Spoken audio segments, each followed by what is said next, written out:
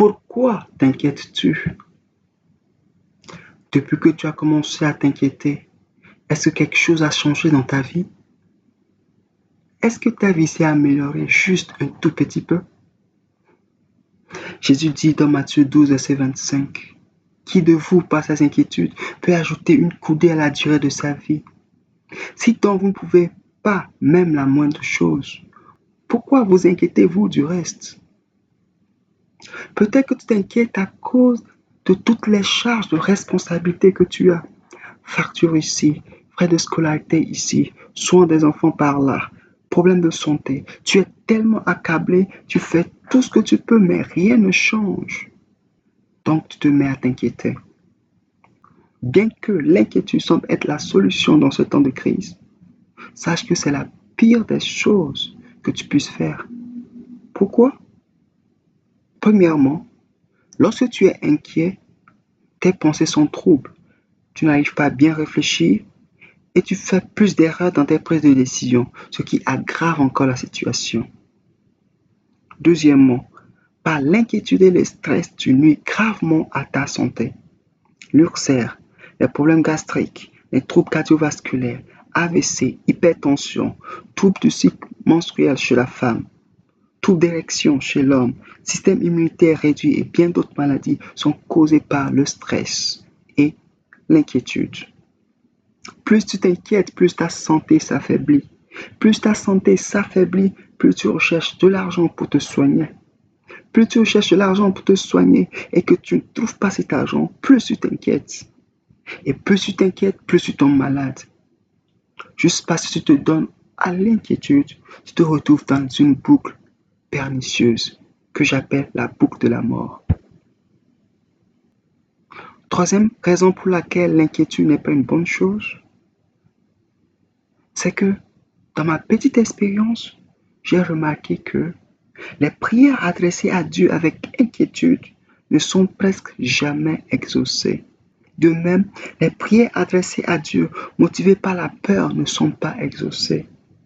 C'est-à-dire, tu pries Dieu parce que tu as peur de ce que l'argent pourrait ne pas arriver. Parce que tu as peur de ce que le problème pourrait persister. Parce que tu as peur de ce que la maladie pourrait s'aggraver. Ces prières restent souvent inexaucées. Voyons un cas pratique de l'enseignant Jésus-Christ avec ses disciples dans Marc 4, verset 37 à 40. Jésus et ses disciples étaient dans la barque, puis soudain, il s'éleva un grand tourbillon, et les flots se jetaient dans la barque au point qu'elle se remplissait déjà. Jésus dormait à la poupe sur le coussin. Les disciples le réveillèrent et lui dirent, « Maître, ne t'inquiètes-tu pas de ce que nous périssons? » Jésus se réveilla, stoppa la tempête, se retourna puis leur dit, « Pourquoi avez-vous ainsi peur?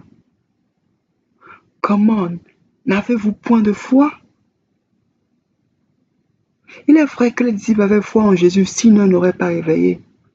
Sauf qu'en cette situation précise, leur foi était mélangée avec la peur et l'inquiétude.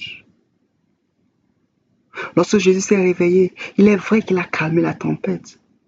Mais il n'était pas content de ses disciples, qui ont commencé à s'inquiéter et à avoir peur à cause de la tempête. Tu te demandes, que faire alors?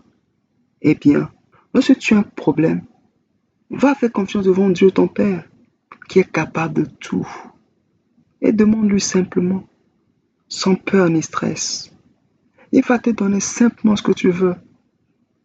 Si tu demandes avec foi et que ce n'est pas venu et que tu n'as pas encore reçu, continue à demander jusqu'à ce que tu reçoives. Mais surtout avec confiance, sans peur ni stress, ni doute. Même si c'est une question de vie ou de mort, ne panique pas. Dis simplement, oh Dieu, sors-moi de cette situation. Philippiens 4, verset 6 dit, ne vous inquiétez de rien. Mais en toute chose, faites connaître vos besoins à Dieu par des prières et des supplications avec des actions de grâce. Et pour conclure, tu peux décider aujourd'hui de ne pas t'inquiéter. Mais sache que l'inquiétude s'invitera elle-même. Pourquoi? À cause de tous les problèmes autour. Lorsque l'inquiétude ça vient à toi et que tu te rends compte que tu commences par t'inquiéter, résiste fermement à cette inquiétude. Dis-toi, oui, je sais celui en qui j'ai cru. Je connais mon Dieu est capable de me sortir de cette situation.